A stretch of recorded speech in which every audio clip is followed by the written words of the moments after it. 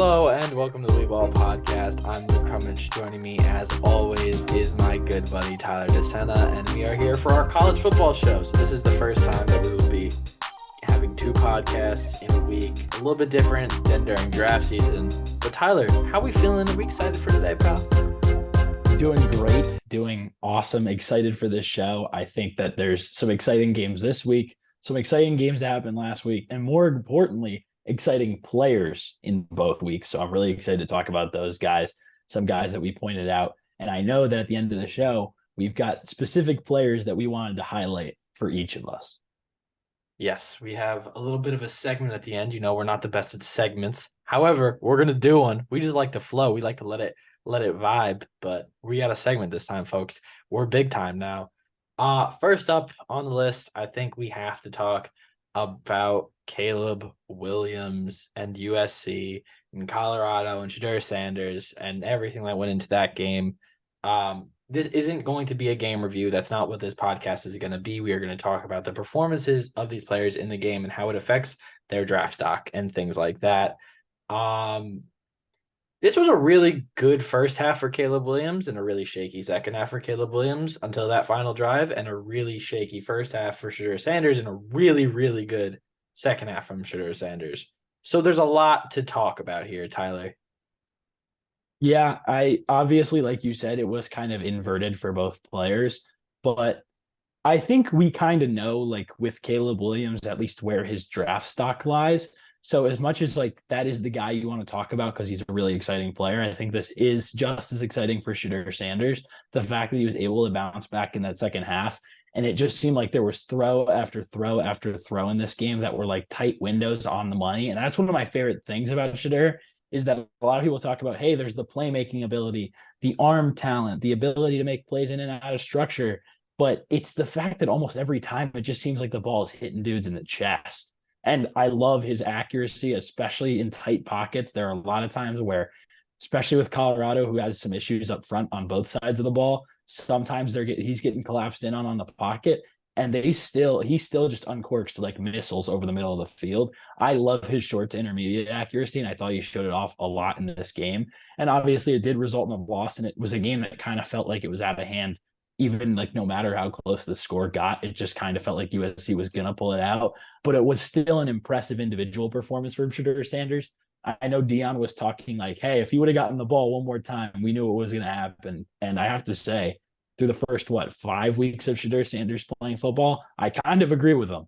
Yeah, he's a very clutch player, which is cool to see for a guy who's like, we don't always get to see these clutch performances from guys who aren't on like amazing teams. Obviously, Colorado is 3-2, and they just got, not great losses to very good teams back to back. But I think this one is something to build on. But I also want to talk about the wide receivers in this game, specifically the two senior wide receivers on USC in Taj Washington and Brendan Rice.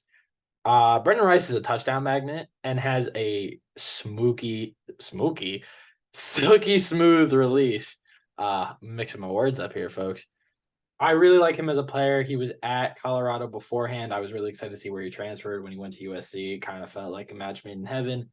I think he has the potential to be a really good outside receiver. Obviously not like a wide receiver one on a team, but like a outside two who you have a lot of fun with, and you look at the stats at the end of the year and he's like near 1,000 yards. And you're like, really didn't feel like it, but he's consistent hands, consistent route running. And I think that's what you're looking for in a guy like him. Taj Washington, on the other hand, is explosive, a lot of fun, 5'10", 175, but he's so quick and he moves so differently. That's something me and you are very big on, is moving differently. And he has that like trait that we love. He's a lot of fun. He had 8 catches for 171 and a touchdown. He has 71-yard catch and run. He's fun too. This group is really good. And those two guys had big weeks in a week where they really needed it. Yeah, it's exciting to see good players, especially at receiver in a Lincoln Riley offense, because you just know that he's going to find ways to get on the ball. And then even when he doesn't, you have Caleb Williams, who's the best off-script playmaker maybe in college football history. So he's going to get them the ball when the play is breaking down. So to have two guys who are that talented, move so well in space and like can create separation, it's so awesome to see this entire offense, like this entire offensive structure move together and play really well. As for Caleb Williams, like you said, it was a tale of two halves for him. Second half was more of a struggle. We saw Travis Hunter talking about after the game that he was on the sideline pointing out things to the DBs about what routes might be coming. So that was a super cool just side note. But yeah, Caleb Williams, obviously, like we said, still really great player. Again, I'm going to say it every week. I want to see more from him in structure in a lot of these games, just because it does feel like I am a little worried about how much of that does translate. Obviously, there are players who make off script plays, but even the best quarterbacks in the league, Patrick Mahomes just had his best year of his career, in my opinion, last year because of the fact that he was able to make a bunch of plays in structure and teams were taking away so much of the stuff that he was doing off script that he had to learn to be one of the smarter quarterbacks in the league. He admitted when he came into the league, he wasn't great at reading defenses, and now he picks teams apart underneath. And I think that you need a bit of both. And obviously, I'm not asking for Caleb Williams to be Patrick Mahomes right away, but I definitely want to see more of the in structure playmaking along with the out of structure stuff. Attention fantasy football fanatics, as draft season approaches, don't neglect the most important draft pick of all, your game balls. We all know how injuries can ruin a season, so let Manscaped take care of that Reggie Bush of yours with their skin-safe technology. That should guarantee you to have a smooth ride into the playoffs. The leaders in the below-the-waist grooming have created a championship lineup with their Performance Package 4.0, and it's time for you to do the same. Join the 9 million men around the world who trust Manscaped and get ready for kickoff by going to manscaped.com for 20% off plus free shipping when you use code WEBALL. We all know that confidence is the biggest thing, whether it comes to recording a podcast, interviewing professional athletes, playing on the field, or even trimming below the waist. And for that last one, Manscaped has helped out tremendously with their Performance Package 4.0. Inside the Performance Package 4.0, you'll find the Lawnmower 4.0 trimmer, Weed Whacker ear and nose hair trimmer, Crop Preserver ball deodorant, Crop Reviver toner, Performance Boxer briefs, and even a travel bag.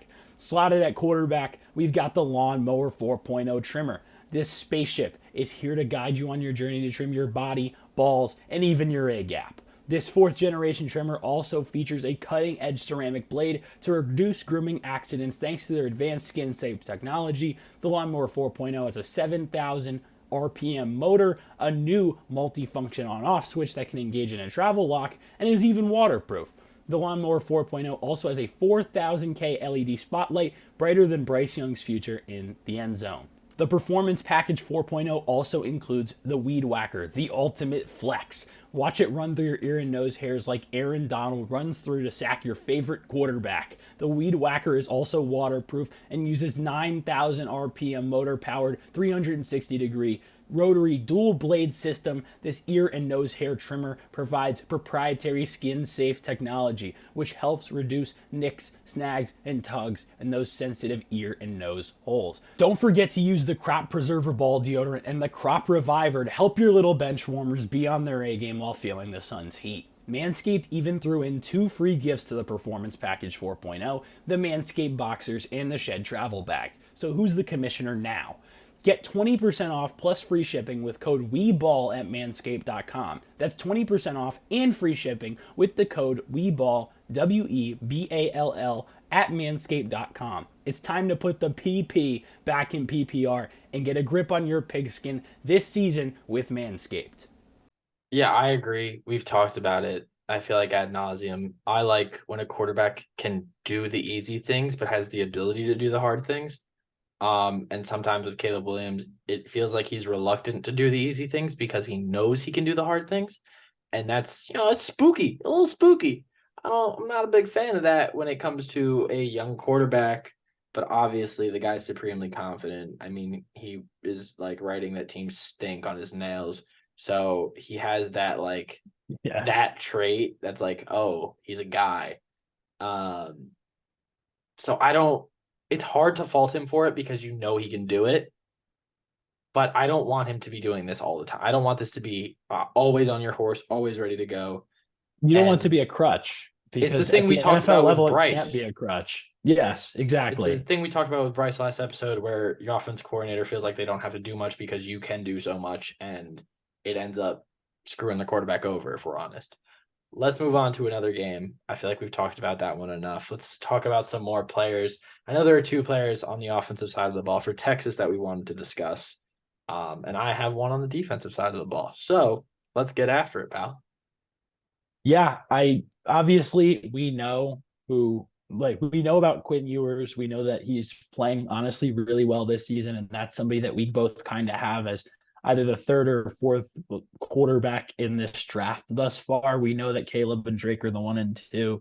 We think that Quinn and Shadur Sanders are on a pretty close level, but I want to talk about at least one of these receivers because AD Mitchell put on a show in this last game. And that's just a player I really love watching because we talk about guys that move differently. And his is like a different way too. He's not necessarily like just this like speed guy. It's a lot of like crazy catch radius stuff. The amount of catches that he makes outside of his frame. His hands are phenomenal. He made a couple nice blocks in this game down the field on safeties and corners that were really nice. I think somebody with his size profile, I'm trying to pull up his exact measurables right now, but he moves really He's well. 6'4", 196. Yeah, and obviously that's slim for 6'4", but he plays big too. Like he plays all of 6'4", and there were throws where he was coming over the middle and it would be behind him and he just goes out and like Spider-Man catches the ball. And I just love seeing a player who has that kind of size profile. It almost reminds me of watching Jordan Addison, but on like a bigger scale and somebody who makes more plays with his hands. Just because last year we were talking about Addison as more of like this skinny guy who like had to create space for himself. But AD Mitchell, like I think, plays more to his size than Addison did, which is what makes him so exciting. I don't think he's the route runner that Addison is necessarily, but he has all of the physical freakish traits, and he was somebody I really enjoyed watching.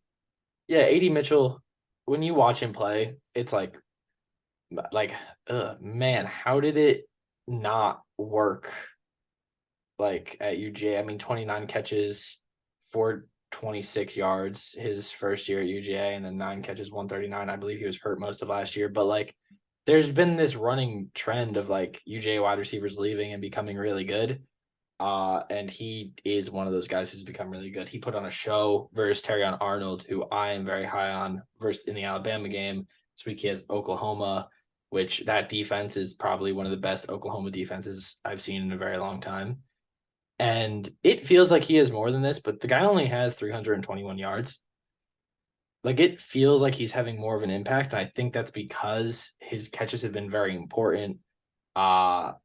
He's blocking downfield, so he's in conversation even when he isn't the one who's catching the ball. But I do want to talk about somebody on the defensive side of the ball. This guy has been finally getting some of the shine he deserves. It is Jalen Ford. He's got that, like, I think Texas wanted that like hybrid, just beast in the middle with Overshown last year, but Ford like actually has it. Like he has that I can do everything down the middle of the field. He's got 16 solo tackles and 2 interceptions through 5 games. He's got 32 tackles total. He's everywhere. I mean, he had 119 tackles last year. The guy just is a magnet for the ball. He just finds the ball, whether it's on the ground or in the air. He's really good in coverage. He's good on tight ends, good on running backs. He can cover a lot of ground very quickly. He's a lot of fun. Hopefully he's a Senior Bowl guy because I would love to get to watch him in some running back 1v1s, tight end 1v1s. I think he would shine and really, really raise his draft stock in that type of setting. And I think he's going to test super well too. So he's a guy who I definitely think needs more of a spotlight than he's getting so far. And I think this week could be huge for him. No, definitely. I think with that big matchup coming up, I'm really excited to see what happens there. There was another big matchup that we are going to talk about before we touch on a few players right here at the end and then get to our big old segment. And that other big matchup was Duke Notre Dame. Hopefully Riley Leonard is okay. Everyone knows I'm a big Riley Leonard guy. He got hurt. He ran for a lot of yards, but the real story was without Graham Barton, that O-line fell apart like chicken off the bone. And I think it shows how important, how really incredible Graham Barton has been this season. I think he is probably the number 3 offensive tackle. And that's bold, but I think I can confidently say that at this time. I think Olufashanu and Joe Alt are above him, but I think he is there. Like, I think it is him. I think he's worth a first round pick. And I don't think I don't think Kingsley is still on his heels. I think he's starting to pull away, and I think he's joining that top tier of offensive tackles. Yeah, we saw how important it was without him in this, like how important he is to that Duke offense when they didn't have him this game. And they were just the Duke offense was really struggling because Riley Leonard was pressured all day, like you said, got hurt towards the end of the game. He was running for his life. I think he had 18 carries for 88 yards. I checked earlier just to see what the exact was. That man had to put the team on his back. And obviously we love Riley Leonard. I think he's a fun player, but that's not somebody that you want to have to put the ball in the hands of on the ground 18 times. So yeah, definitely I'm not sure how much of that is a product of the weird college football system where rushing yards and sacks, all that factors in. So some of those could be sacks, but either way, he was on the ground a lot. And then when we're talking about Notre Dame, I mean, their offensive line, they've got a guy like Joe Alt, like you said, who's absolutely just mauling. And then when you combine that with their rushing attack in general, they're a dangerous team. And it was a fun watch, but obviously it was tougher to watch without Graham Barton because of the fact that he means so much to this Duke team. All right, Tyler, there's a player that I know has been on your mind. We have talked about this guy before in a few videos. He is an absolute athletic freak and ran a whole state in high school, but now he's doing it collegiately. So take it away, big guy. Yeah, I want to talk about Cooper DeJean because he had a game versus Michigan State, and going into the year, you look at his profile, you see a lot of his snaps, and you're like, okay, yeah, this guy's probably going to be mostly a safety. But the thing about Iowa's defense is they're putting him everywhere. He's playing safety, outside corner, inside corner. And the most impressive part was that outside corner. There was a play where he was guarding a receiver, came up, had a good rep, and then the ball gets overthrown and he comes back and makes a play on the double move to go get an interception in the corner of the end zone, which was awesome to see. And then later in the game, he has a punt return touchdown. It's not only are we bringing the white cornerback back to the NFL, this dude can move, and he is so much fun to watch. But seriously, on a real note, he's a really fun player, high athletic, and I'm excited to see what an NFL team could do with him. Just because there is so much positional flexibility, it reminds me of a little bit of what we saw from Minkah Fitzpatrick when he was at Bama. When he went to the NFL, not just the star role position, but then when Minkah Fitzpatrick got to the NFL his first year, he played a bunch of outside corner as well. And I don't think that obviously Cooper DeJean is a Minkah Fitzpatrick level prospect, but I think he's a really fun one. And with those athletic traits, it's going to be really interesting to see where teams put him. I mean, he set the single season record with 3 interceptions returned for touchdowns last year. And he tied his career record with 3 interceptions returned for touchdowns. So it was his own record that he had already tied, and he did it again. The guy just kind of flies around, and he is a lot of fun, and he's one of those guys who patrols the he patrols the skies. That's what it is with him, and we love that type of player here. We are very on record as saying that. Tyler, I think we should do our game pick of the week before getting to our big finale segment. And obviously the game of the week we have already mentioned is the Red River rivalry. OU, Texas, who you got?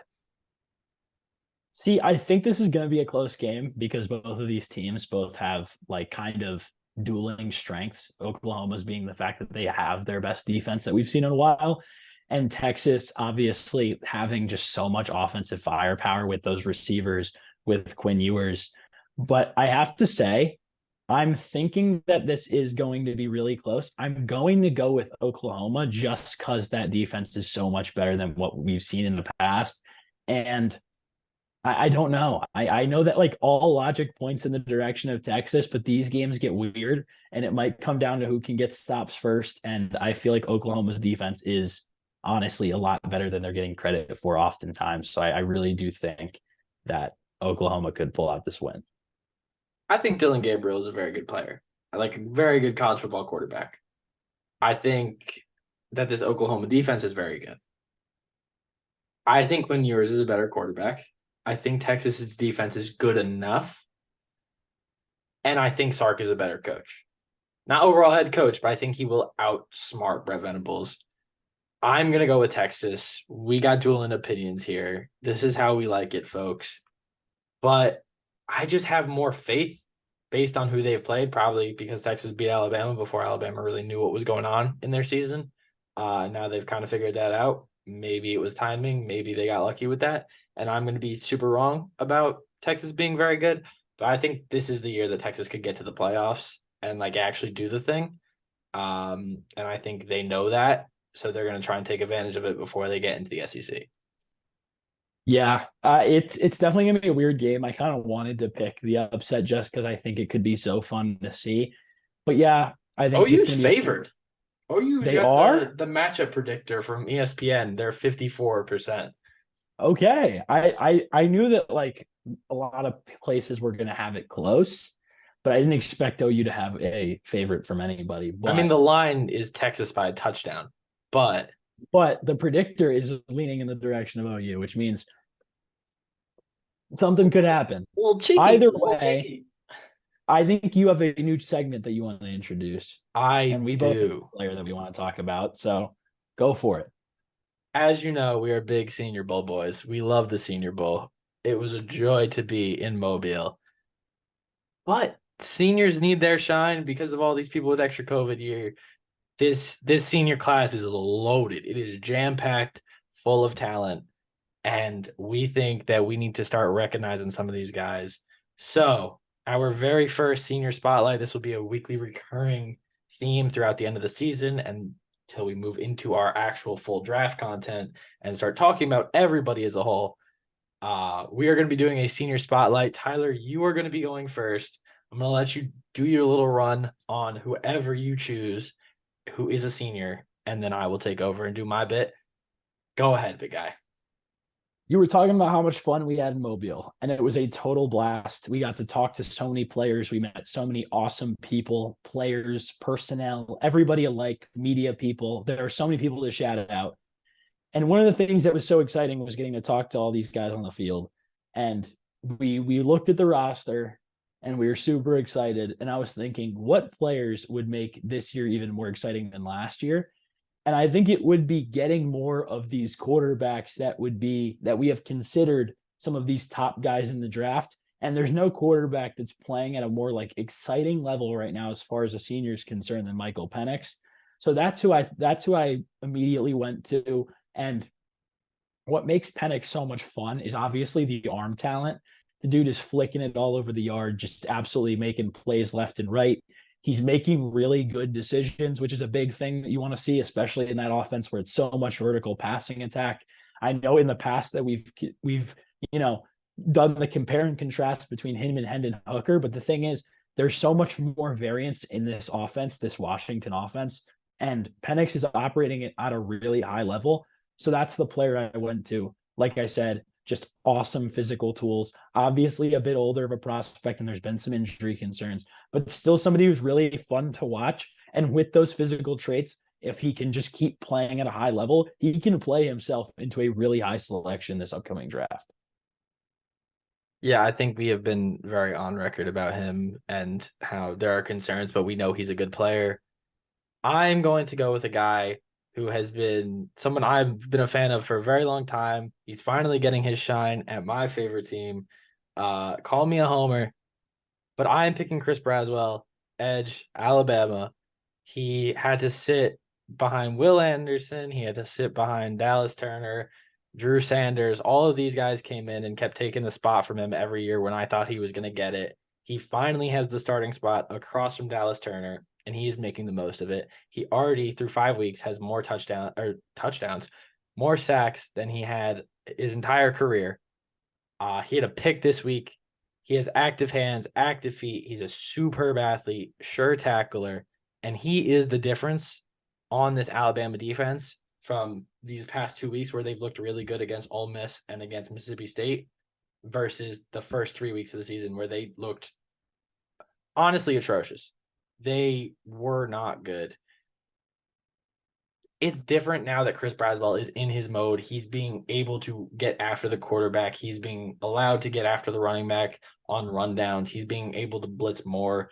There's not as much conservative stunts and all this stuff. He's going one-on-one with the man on the outside, and he is beating him regularly. He has one of the best pass rush win rates in all of college football right now. I am so in on Chris Braswell, and I have been for years, and I'm so glad it's finally paying off for him. And I think he can be a legit force in the NFL. Yeah, I think that that's a really exciting player. You talked about Dallas Turner earlier in the year as somebody you're really excited for. And it ends up being another Alabama edge, one that isn't as highly touted, who ends up being a player that is also really, really exciting. Alabama always producing defensive players. But with that, I think, we touched on all of the players that we wanted to. There obviously are more names that we're going to get to in the coming weeks. And obviously when the season is over and when the season is nearing its close, we're going to switch fully over to draft content. So that should be really exciting.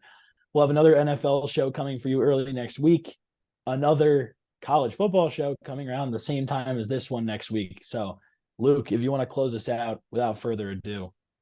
Yeah, you guys know the drill. We ball, we do our thing. You listen, you watch, you take this information in however you feel like it.